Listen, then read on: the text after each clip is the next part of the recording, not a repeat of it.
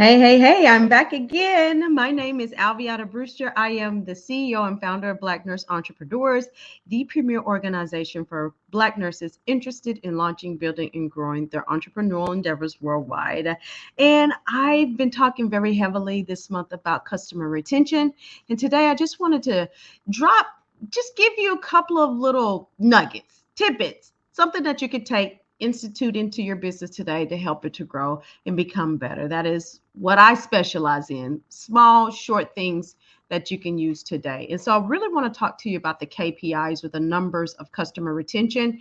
There are several that you can read upon and study, but I want to focus on some of the main ones that you can utilize today that will really help you to know your numbers and understand them a little bit better. So let's dive right into it. The first one I wanted to talk to you about is CRR, or customer retention rate, which is simply the percentage of customers retained over a specific amount of time. So how many of your customers do you have that have been retained, let's say over the month, the quarter, the year, 5 years, whatever. Okay. How about churn rate? Churn rate is the percentage of customers who leave or stop buying your product over an amount of time. Okay. So how much? What's the percentage of those people who are bouncing? You had 10 subscriptions last month. Now you got 50. You got a 50% churn rate happening. So understand that number. That number is very important. How about CLV, or customer lifetime value? This is like the expected or the estimated amount of money that people are going to spend with you throughout the relationship they have with your business. So over that lifetime, how much money are they expected to spend with you? All right. And then how about average customer lifespan?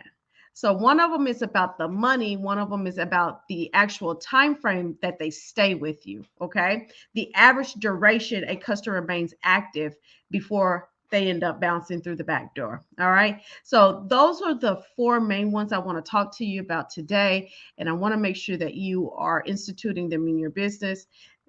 Excuse me, there are formulas that you can, very simple formulas that you can institute in order to make those calculations. But those are the main ones that I want to make sure that you're paying close attention to. And like I said, you can break this down monthly, you can break it down quarterly, it could be twice a year, it could be over a year. I would recommend to really monitor these numbers. We actually monitor our numbers every month.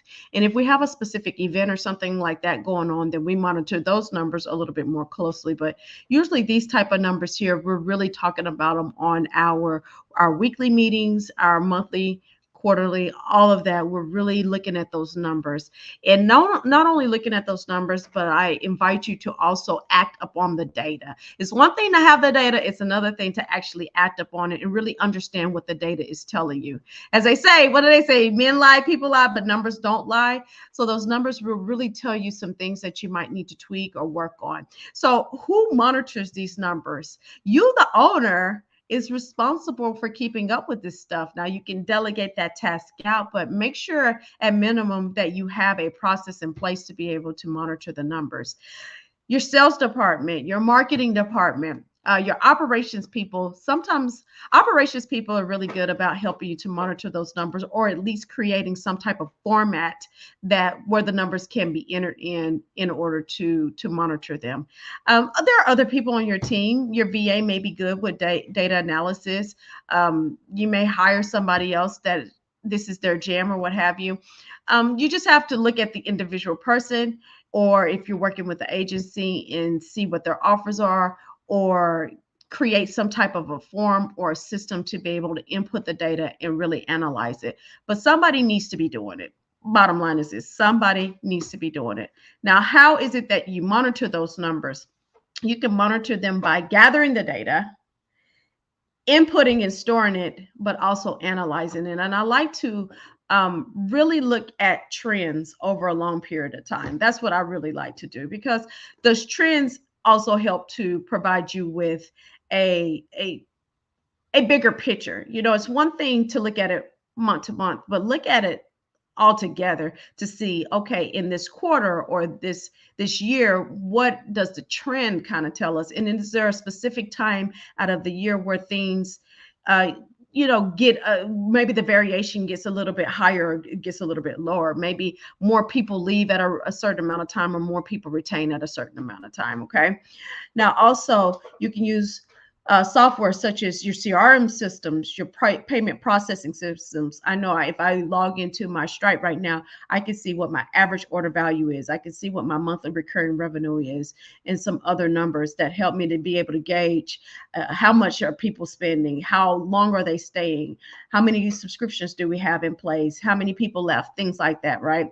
Analytical sites are very helpful for you, as well as old school spreadsheets. Put the data on there, create a formula that is able to, as soon as you put the data in, it gives you a calculation where you're able to see the information very quickly.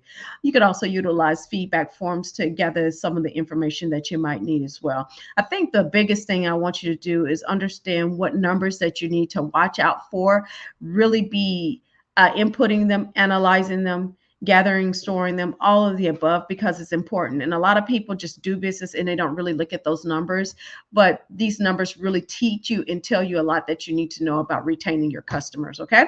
So at the end of the day, make sure that you're gathering, storing, analyzing, and acting upon these numbers. All right. I hope this has blessed you. It's not incredibly hard. It's just one of those things that sometimes you don't hear, especially in the beginning of your business. These are those things that you're like, why didn't somebody tell me I was supposed to be monitoring these numbers? And it can be something that you really have got to be intentional about doing, right? So I want to make sure that I at least introduce the concept to you, that you at least put forth some type of process to get this going, and that it helps you to grow your business. Okay. Before I leave, I dare not leave before I give you the opportunity to enjoy or join our BNE Elite membership. It is the best way to enjoy all aspects of BNE, from our networking, masterminding, minding, visibility, collaboration, support, you name it. We kind of do it over there. So there's a website down there at the bottom. Just go to blacknurseentrepreneurs.org and you can join us, and we open our arms to you, and we look forward to connecting and collaborating with you really soon. That is my time. Thank you, thank you, thank you.